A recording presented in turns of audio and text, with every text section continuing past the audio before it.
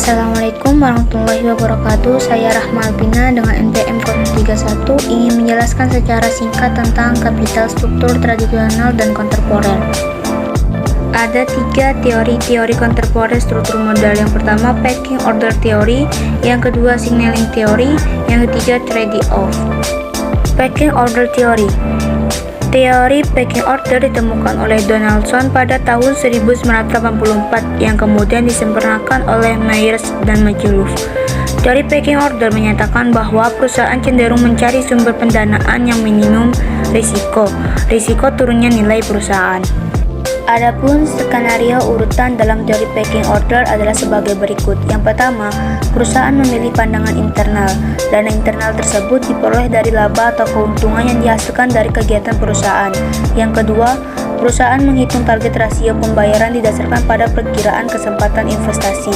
Yang ketiga, karena kebijakan dividen yang konstan digabung dengan fluktuasi keuntungan dan kesempatan investasi yang tidak bisa diprediksi akan menyebabkan aliran kas yang diterima oleh perusahaan akan lebih besar dibandingkan dengan pengeluaran investasi pada saat tertentu dan akan lebih kecil pada saat yang lain.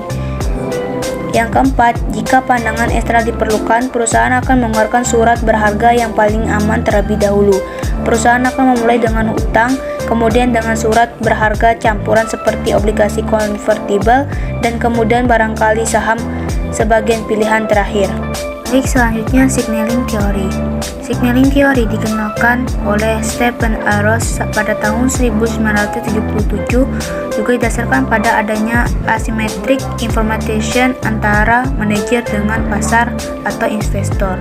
Signaling theory menyatakan bahwa pengumuman penggunaan debit sebagai tanda atau signal yang disampaikan oleh manajer pada pasar atau investor bahwa perusahaannya adalah bonafide atau kredibel.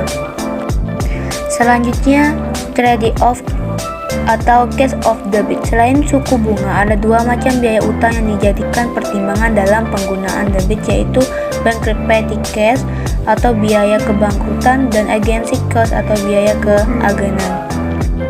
Bankruptcy cash muncul karena penggunaan debit dalam struktur modal perusahaan diikuti kewajiban membayar kembali utang dan bunganya sesuai jangka waktu yang disepakati antara debitor dengan kreditor. Yang kedua, semakin besar jumlah debit, semakin besar pula kewajiban utang dan bunganya yang harus dibayar. Dan bila mana kondisi penjualan buruk, maka perusahaan akan kesulitan memenuhi kewajibannya.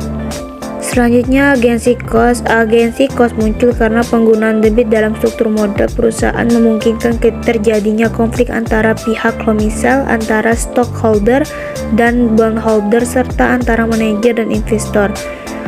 Yang kedua, agency theory menyatakan bahwa konflik itu muncul karena adanya asymmetric information, ada bondholder, stockholder, dan manajer. Pihak manajemen memiliki informasi yang lebih lengkap dibandingkan dengan bondholder maupun stockholder. Yang ketiga, semakin besar utang akan semakin besar kecenderungannya terjadinya konflik karena semakin tingginya bunga dan utang tidak terbayar. Selanjutnya, pendekatan tradisional. Pada pendekatan tradisional diasumsikan terjadi perubahan struktur modal yang optimal dan meningkatkan nilai total perusahaan melalui penggunaan finansial, leverage, atau utang dibagi modal sendiri. Dengan menggunakan pendekatan tradisional bisa diperoleh struktur modal yang optimal, yaitu struktur modal yang memberikan biaya modal keseluruhan yang terendah dan memberikan harga saham yang tertinggi. Hal ini disebabkan karena perubahan tingkat kapitalisasi perusahaan.